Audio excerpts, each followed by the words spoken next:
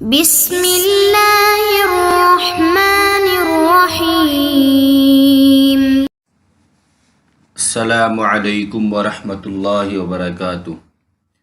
عزیز طلباء و طالبات، بسم اللہ الرحمن الرحیم۔ تقابل ادیان و مذاہب کا سبق نمبر 78 آج ہم پڑھ رہے ہیں۔ اس سبق کا عنوان ہے حضرت عیسیٰ علیہ السلام کی آمد کے وقت یہود کے دینی حالات۔ آج کے اس سبق میں ہم یہ جانیں گے کہ جب حضرت عیسیٰ علیہ السلام کی ولادت ہوئی، جب آپ اس دنیا میں تشریف لائے، تو اس وقت جو یہودی موجود تھے، آپ چونکہ یہود میں ہی بھیجے گئے تھے اس لیے ہم یہود کے بارے میں پڑھ رہے ہیں کہ اس وقت کے جو یہودی تھے ان کی مذہبی حالت کیا تھی، وہ کس حد تک شریعت پر عامل تھے اور کن گروہوں کا غلبہ تھا، ان سب کی تفصیل اس وقت میں ہم پڑھیں گے۔ سب سے پہلے ایک مسیح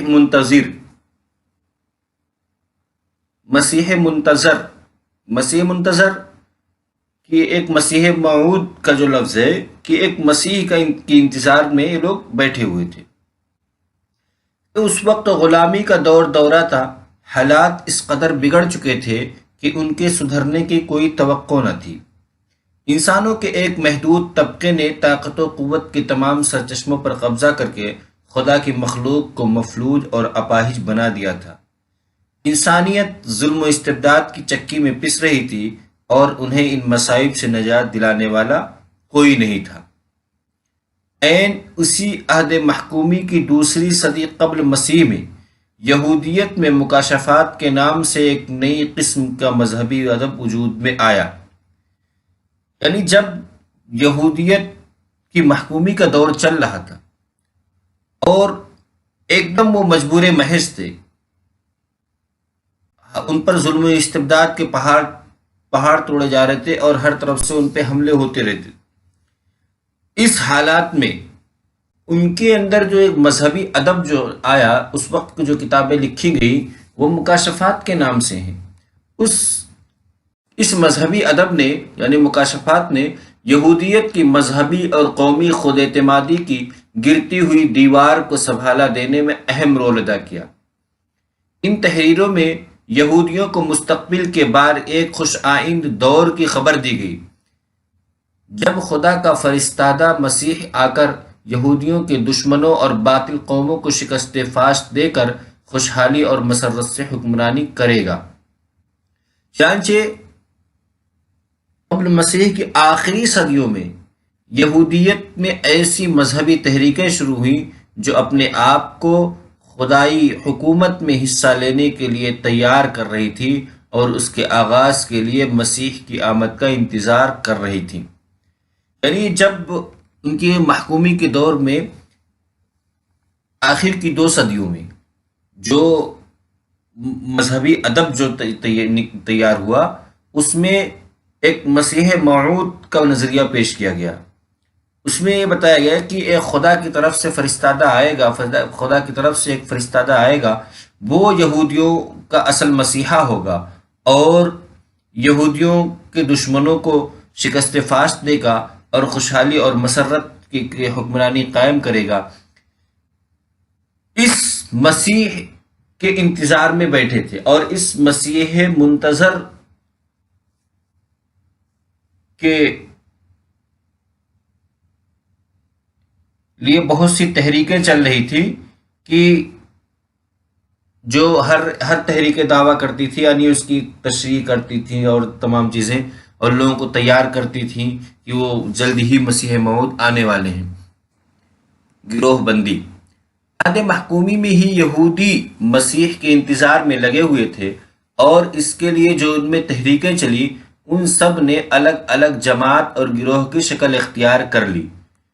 اس گروہ بندی نے ان کے اتحاد و اتفاق کو مٹا دیا اور ہر فرقے نے اپنے اپنے حساب سے مذہب اور شریعت کی الگ الگ تشریح بھی کی۔ یہودیت کے وہ مشہور فرقے جو حضرت عیسیٰ علیہ السلام کی آمد کے وقت موجود تھے وہ درج ذیل ہیں۔ نمبر 1 صدوقی، نمبر 2 فریسی، نمبر 3 کاہنی۔ یعنی جب مسیح موعود کا تصور ان کے اندر آیا تو اس مسیح کی تشریح کے لیے، اس کی وضاحت کے لیے یہودی کئی گروہوں میں بٹ گئے۔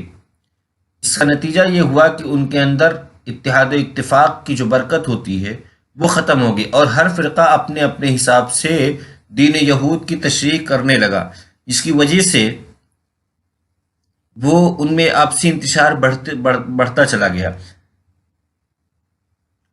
حضرت عیسیٰ علیہ السلام کے دور میں جو غالب تحریکیں تھی، غالب جماعت یہودیوں کی جو تھی، وہ تین تھیں: صدوقی، فریسی اور کاہنی۔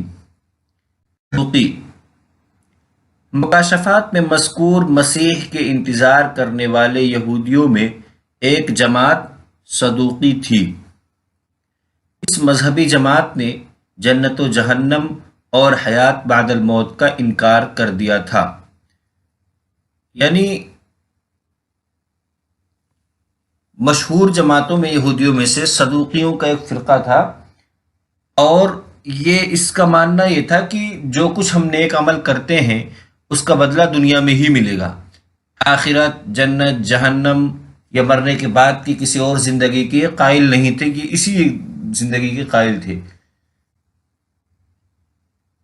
ان کے مطابق تمام اعمال خیر و شر کا بدلہ اسی دنیا میں مل جاتا ہے، اس لیے ہم جتنا زیادہ خیر کے اعمال کریں گے اتنی جلدی مسیح آ کر ہمیں محکومیت سے نجات دلائیں گے۔ یعنی ان کی یہ تشریح تھی کہ زیادہ زیادہ اعمال کریں تاکہ جلدی مسیح پیدا ہوں۔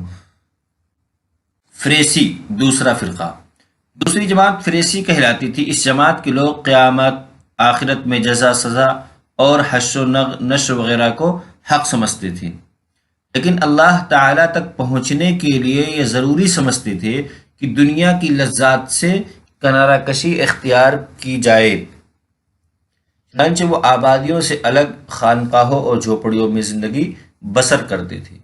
یعنی کہ جو فریسی کا فرقہ تھا یہ حیات بعد الموت کا تو قائل تھا، اور پھر اس کے تمام اعمال، تمام جو حیات بعد الموت کی جو زندگی اور اس کی کیفیات ہوتی ہیں ان تمام کو یہ مانتا تھا۔ البتہ یہ دنیا کے مسئلے میں یہ کہتا تھا کہ دنیا سے کنارہ کشی یعنی رہبانیت کی زندگی کو یہ ترجیح دیتا تھا۔ ان کے یہاں جو رہبانیت کا تصور فریسیوں کے واسطے سے زیادہ پیدا، کہ یہ الگ خانقاہ اور جھوپڑی میں رہنا بسر کرتے تھے، اور عام لوگوں سے ملنا جلنا ان کا کم ہوتا تھا۔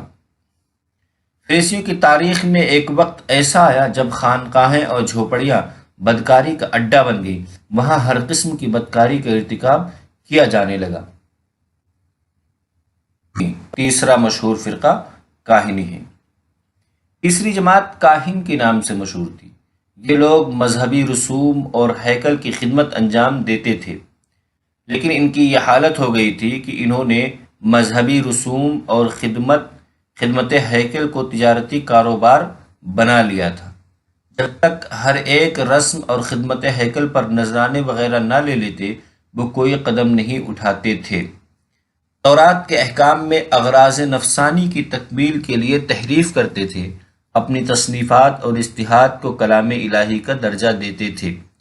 یہ جو کاہن کی جماعت تھی یہ رسومات پر عمل کرنے والی اور عمل کرانے والی جماعت تھی، یعنی ایک طرح سے مذہبی امور کی پر عمل کرانے کی جو ذمہ داری تھی وہ کاہن کی تھی، ان کو کاہن کے نام سے یاد کیا جاتا تھا۔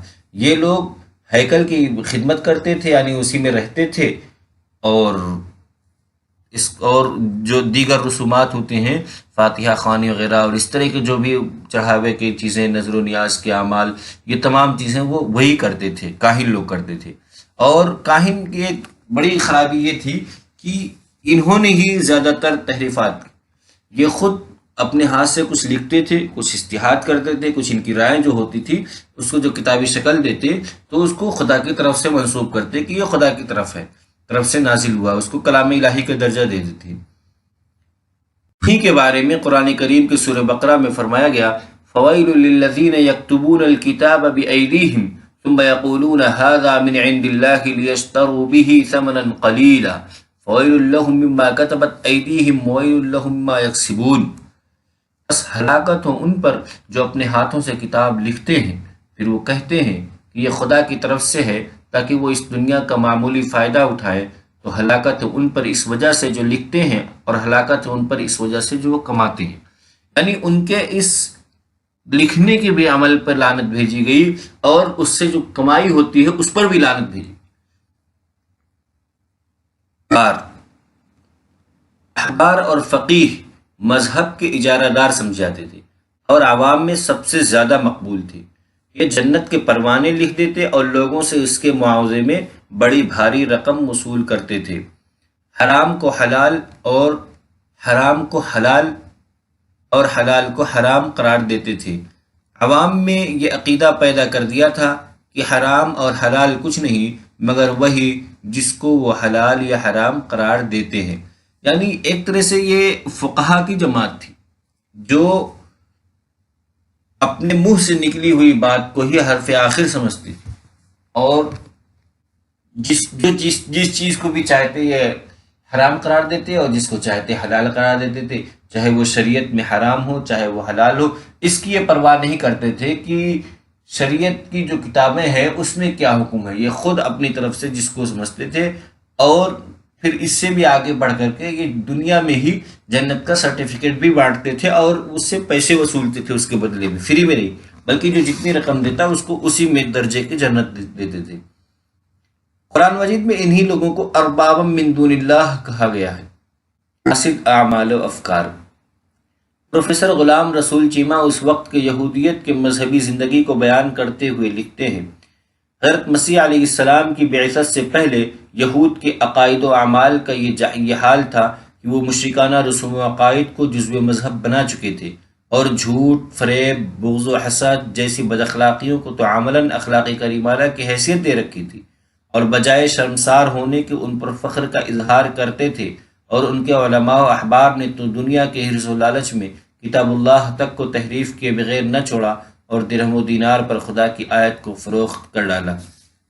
یعنی کہ ان کے اعمال اور ان کے افکار، ان کے عقائد اور تمام چیزیں جو ہے بہت ہی حد تک بدل چکی تھیں، اور اپنی منمانی تشریحات یہ تمام چیزیں ان کے اندر پائی جاتی تھیں۔ خلاصہ، اس سبق کا خلاصہ یہ کہ اس سبق میں ہم نے سب سے پہلے یہ پڑھا کہ مسیح منتظر کون ہے، یعنی جس کے انتظار کیا جا رہا ہے وہ کون ہے۔ پھر گروہ بندی، پھر اس اسی کو مسیح موعود بھی کہتے ہیں، اسی کو مسیح منتظر لکھا گیا یہاں پہ۔ اس کا تصور کیسے آیا ان کے اندر، کب سے آیا، اور اس کے نتیجے اس کو کون لوگ مطلب زیادہ اس کی تشہیر کرتے تھے۔ گروہ بندی کی 3 گروہ ہیں، ان 3 گروہوں کی تفصیل پڑھی، صدوقی، فریسی، کاہنی، اور احبار کے بارے میں سمجھا کہ احبار کون لوگ ہیں اور کیا کہتے ہیں یہ فاسد اعمال و افکار کی، ان کے اعمال و افکار میں